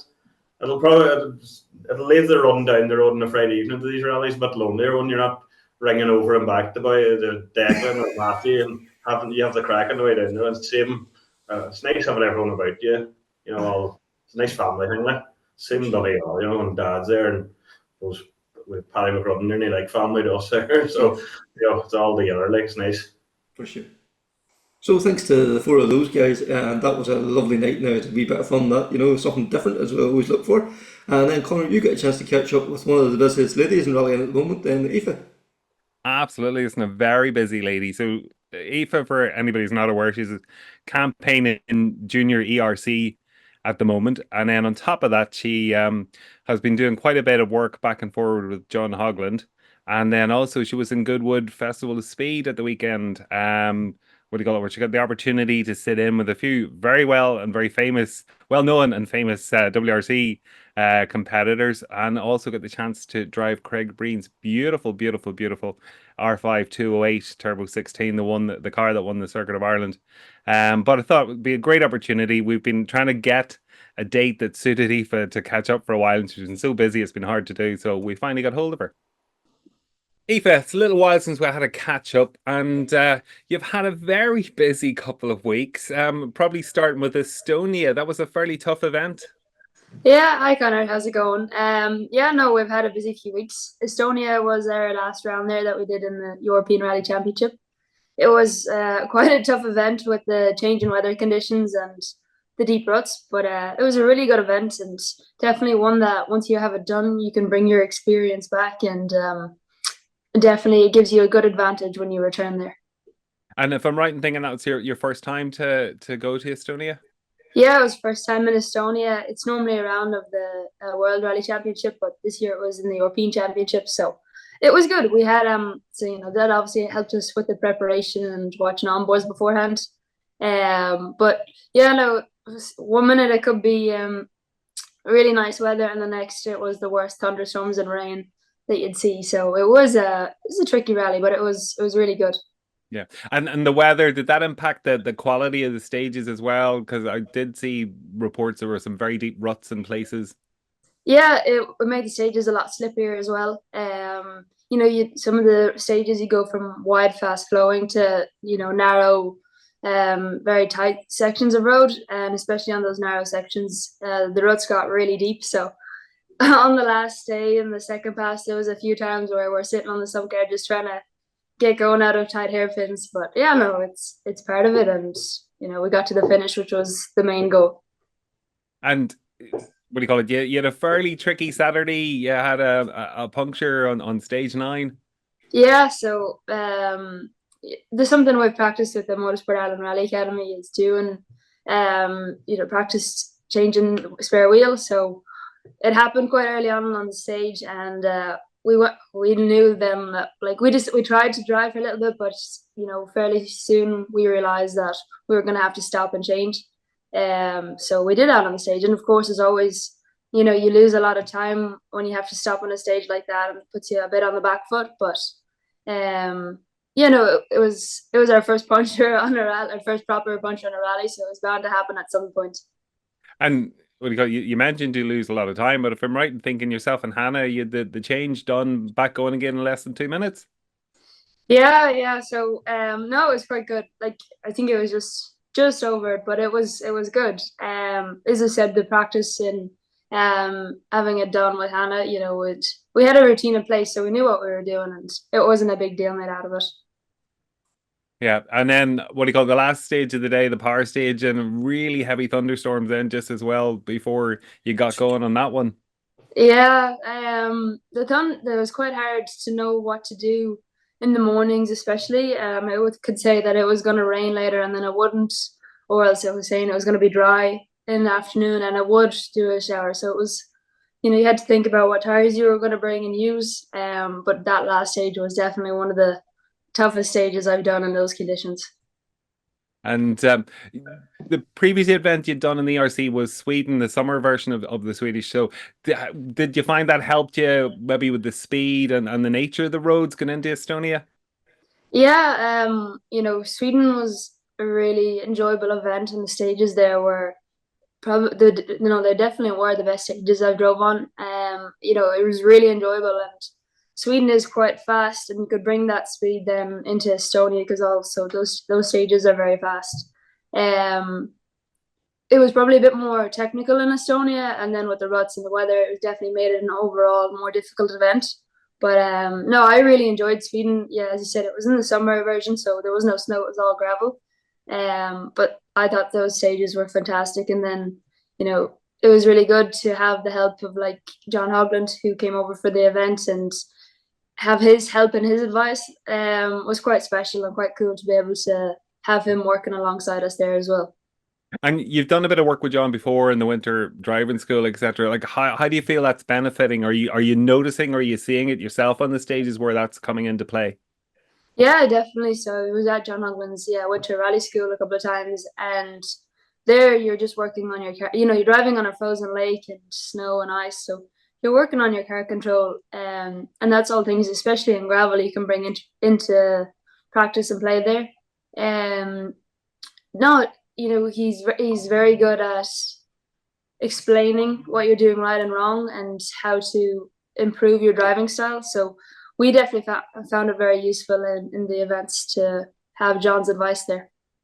Yeah.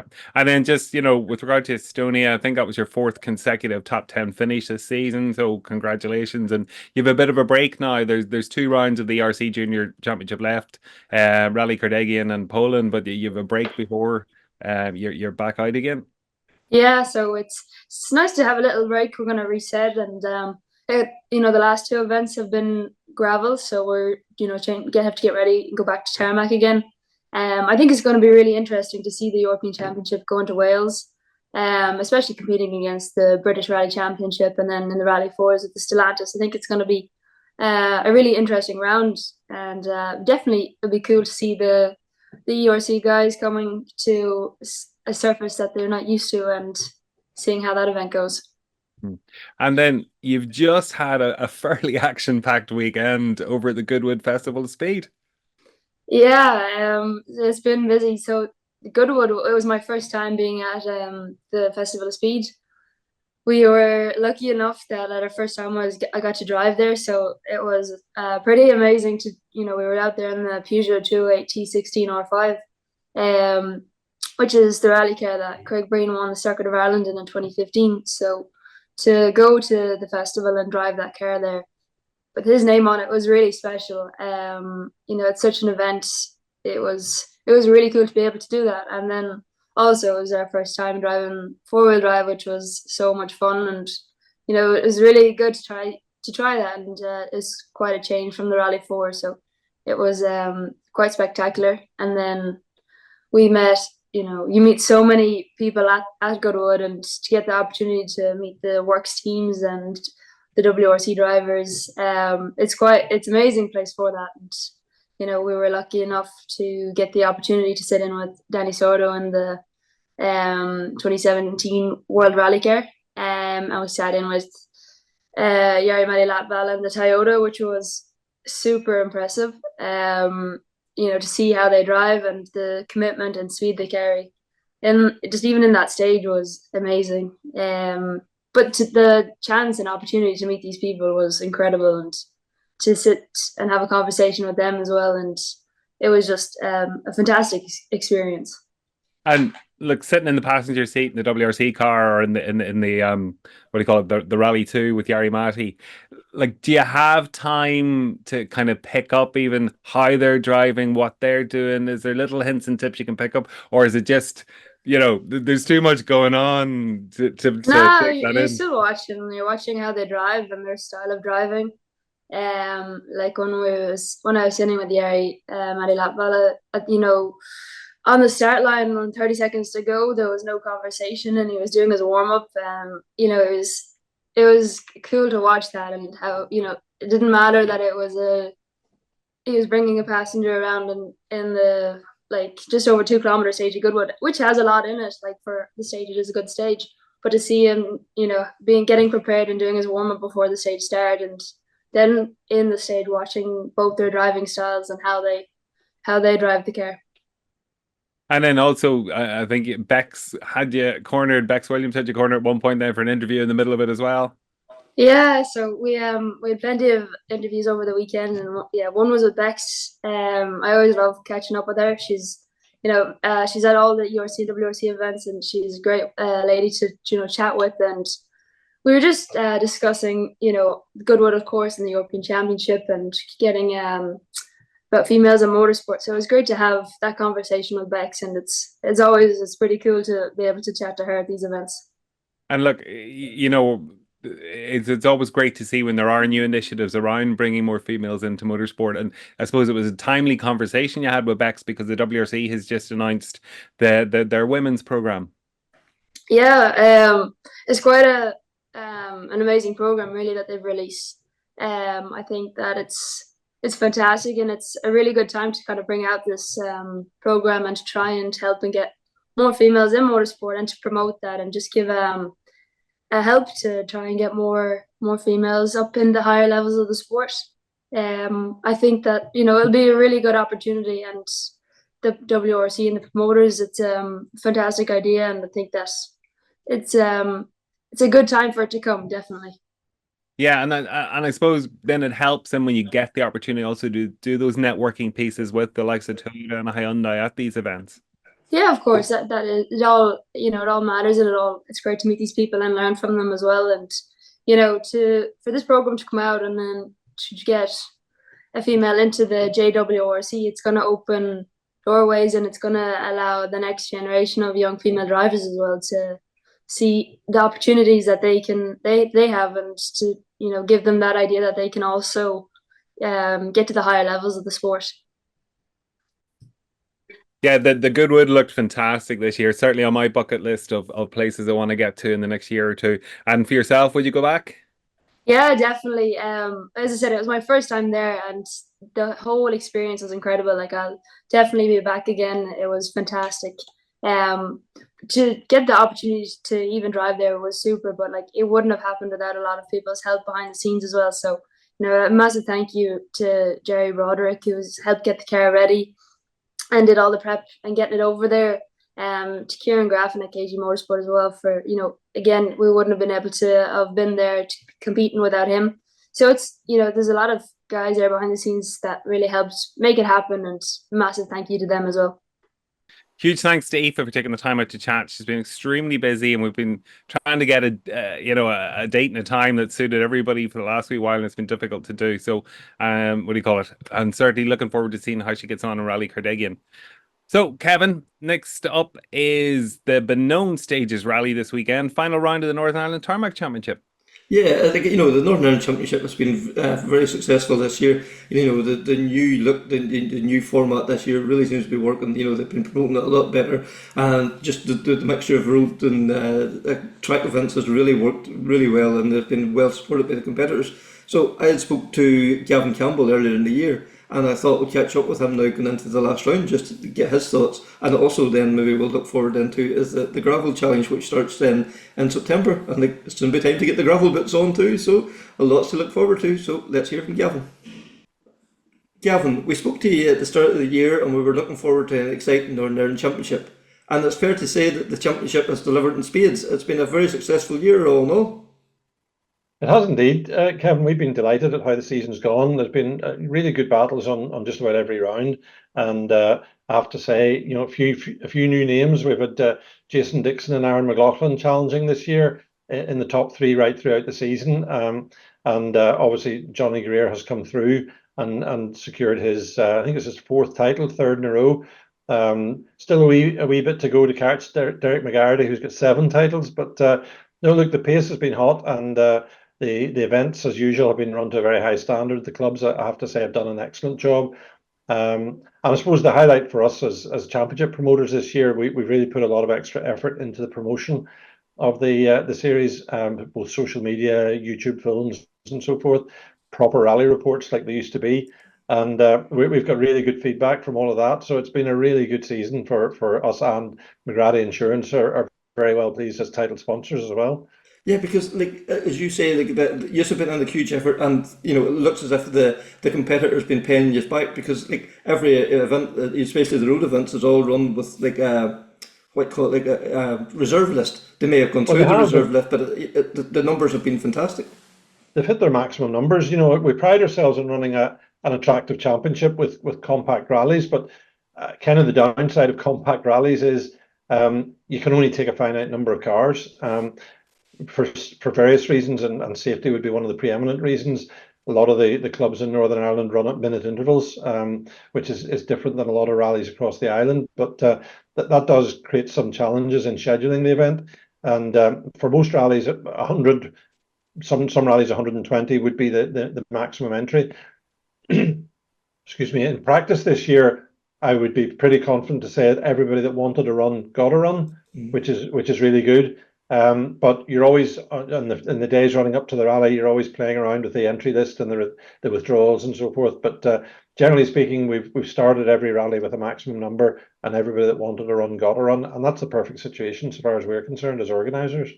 Yeah, because there's nothing as hateful as maybe only 2 or 3 people left on the reserve, and as you say, it's great that every man, woman, and child that wants a run will gets the opportunity.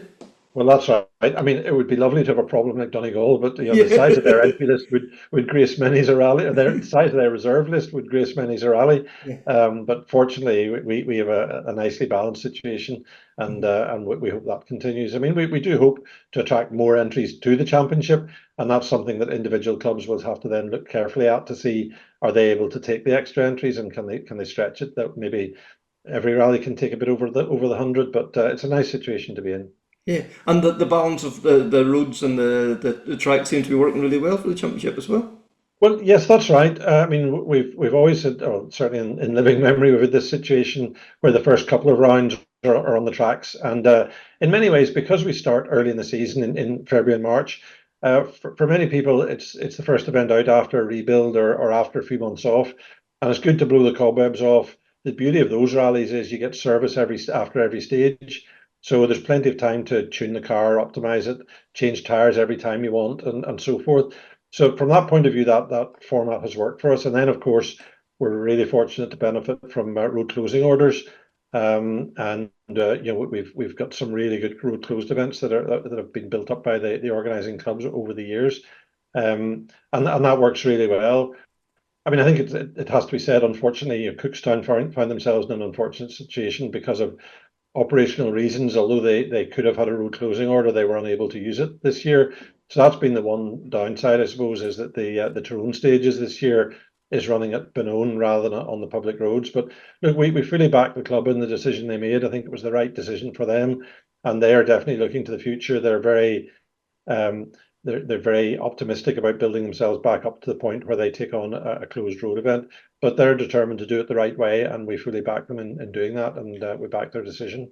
Yeah, because you listen to Kelly and Duffy there. He done the wee preview, and he even reckons that Benone, like, it's exceptional. Like the quality of the surface there, there's a real challenge there. It's not like a normal track. It's a proper stage. Like, and it's not concrete. It's proper tar road.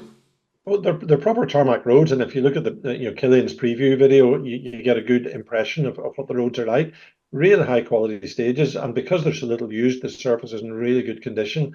And no hedges and ditches, so not a lot to hit if you do have a problem, which is always a good thing to see. And look, you only have to look back over the last 20, 30, 40 years at all the wonderful events that have been run over places like Eppant and Otterburn across in the mainland. And these military roads really are they're quite special, and I think it offers a really good challenge. And Benone's certainly a great venue. It's a very compact rally, still offering 40 stage miles and a good variety of stages. And we're looking forward to a really competitive event this weekend. Yeah, and it's so little road mileage as well too, because like it's a very short run out to the start of the stage, and then even when you come off the stage, it's quite short run back into service. And again, it almost fits into that kind of track scenario that you have service after every stage as well. Well, that's right. You've two short stages and then service each time, and service is just down the road in Limavady, just on an industrial estate on the edge of Limavady. So you're right; it's a really short road section, keeps the whole thing nice and compact. And there are some downsides to it. Unfortunately, with it being military roads, there are restrictions on spectators on the stages. But look, there's going to be plenty of action all day in the service area, and lots of coming and going. There's a short area behind the caravan park in one of the stages where spectators can go. But apart from that, unfortunately, the landowner has certain restrictions, and we just have to respect that. Mm-hmm. But I still think it'll be a great event. And of course, for anybody that can't make it up to the Northwest on the day, we'll have our usual roundup summary report. Our rally report will be up on YouTube within a week of the event, and people will be able to catch up on all the news and the stories from that. Yeah, and like as you say, like Johnny Greer's already claimed the title, but there's still a few class positions and a few, second and third overall still to be decided as well too. So there are. That's absolutely right. Yeah, Johnny and Niall Burns, of course, from Letterkenny, has got the co-driver's title for the first time. Johnny has now got several drivers' titles to his credit. But Colin Price, of course, it has to be said, in the Starlet, has secured the two-wheel drive title. But look, I think the real story for this weekend is going to be the junior driver title, where we actually with three drivers in contention. Ben McFall has actually made it through. He's lying fifth overall in the championship as well. But look at Ben McFall, Dara Kelly, and Shay O'Martin have been fighting it out tooth and nail over the whole season, and that I think is going to go right down to the wire. The drivers all have to finish, and we'll see what order they finish in, just to see who gets the title. Ben's certainly in pole position, but Dara's nipping at his heels. And it should be really interesting to see how that could really go down to the final stage. Is that close? It could. I think if Ben finishes, it's very hard for the other two to make inroads into him. But rallying is all about finishing as well as getting the fast stage time. So we'll just see how they all go on the weekend, and that's certainly one thing to look out for. You're right. Most of the class battles are decided, but there's still a few battles going on for placings, and a few fast local men that'll be out just to test themselves against the championship runners on their local event as well. So that's good to see. Mm-hmm. And then, as well as that, then we're coming into that time of the year, the gravel time of the year as well too, and that's another string to your bow as well. The gravel challenge as well too. It started back in February at 5 Mile Town, but we're getting in now to suddenly now Lakeland's only a few weeks away into the Bushwhacker, and then the return of the Dog Leap too. So exciting times ahead there as well. Well, it is indeed. I mean, that's our second McGrady Insurance Championship of the year. So it's the Northern Ireland Forest Rally Challenge. And yeah, you're right. You're absolutely right. We unfortunately we have this big gap in the middle of the year, and it's really for environmental reasons and wildlife reasons where we're not encouraged to go into the forests. Technically, there's no ban on us going into the forest, but for wildlife reasons, it could crop up at fairly short notice. Clubs prefer not to run in those months. So we end up with this split season where you're right, in February with 5 Mile Town, great event, always highly contested. And then there's this long gap, and in September we kick off again. And of course, this year, both the Lakeland and the Bushwhacker will be round to the Motorsport Ireland Forest Championship as well. And after that, in October, we have the return of the Maiden City Dog Leap Rally. I think the Dog Leap is particularly interesting. The stages that they're going to run on, classic stages from even 25, 30 years ago, stages like, and I don't know the final selection the club have made yet, but I know that they were looking at Cam and Springwell and Lochermore, classic stages, brilliant surfaces, real good mixture of fast and challenging stuff. So I think there'll be a great event. I think Maiden City, I know, were very fired up as soon as they got the Maiden City stages out of the way on the main championship. They were straight away into going around the forest and choosing their stages and getting all the arrangements made. So yeah, very excited to see the Dog Leap coming back. And of course, I think the important thing to point out with the McGrady Insurance Northern Ireland Forest Challenge is it's 3 rounds from 4 to count, and there's 3 rounds still to run. Mm-hmm. So it's wide open. Anybody could do it. Even people that have missed the 5 Mile Town stages can do it. And like the main championship, in our terminology, it's class 10 cars only scoring points. So that's only the R5 and Rally 2 cars scoring points. So anybody that's out there that's interested in doing those 3 rallies, there's a title out there to be had now. Derek Mackerel had a great result in 5 Mile Town. Derek Mackerel from Monaghan is leading the rally, or leading the championship at the moment, but it's all to play for. I would say Derek is going to have his work cut out to defend that lead over the next few months. Yeah, and you just touched on something there, class 10, we've seen some, rounds as class 10, class 11, and it gets a wee bit confusing, but there's Motorsport UK's in talks at the moment to maybe try and clear a lot of that confusion up. Well, that's absolutely right. I mean, in common, and it's the same so far as I know in the Motorsport Ireland Forest Championship, in the Tarmac Championship, and in the Northern Ireland Rally Championship and Forest Rally Challenge. The points can be scored by R5 or Rally 2 cars. Now, the events can still take so those would be our class 10 cars, Mm-hmm. the homologated cars running to the homologated specification. People can still enter in what we call a class 11 car, which would have the plus kit. Now, that's got a bigger turbo restrictor, 34 mil as against the homologated 32 mil. Maybe a more difficult car to drive, but a little bit more power at the top end. So it swings and roundabouts. Some drivers reckon there's an advantage. Some drivers reckon they're not as easily driven as the other cars. But those cars can only go for the outright win in the North and the Tarmac Championship. The class 11 cars with a bit more power cannot go for the outright win. Well, what's happening at the moment, Motorsport UK have out for consultation some rule changes due to kick in January. And their proposal is that in Motorsport UK rallies, which as well as the rest of the UK includes all the Northern Ireland rallies, the proposal would be that those 34 mil restrictors will not be allowed at all on the rallies. And that'll bring us back to the situation where you can always be sure that the rally winner is the guy in the homologated car is getting the points. Now, look, that was controversial when the Tarmac Championship brought it in a few years back, and I'm sure it'll be controversial. But the important thing right now and for the next couple of weeks, if anybody wants to go onto the Motorsport UK website, which is www.motorsportuk.org, you'll find in the section on rules consultation, anybody can have their say. You don't have to be a Motorsport UK license holder. You can be a spectator, a competitor, Motorsport Ireland license holder. You can go on, have a look at the proposed regulation changes and send your feedback into Motorsport UK. No point taking to Facebook or Twitter. It's very interesting, but nobody will pay any attention. Then go through the proper channels. That's what they're there for. Yeah, so. Because all that feedback will be considered, and they'll take that into account. And but as I say, that's only open for another couple of weeks. We're about to send a note round all the registered competitors on the McGrady Insurance Championships with the link to that consultation for them.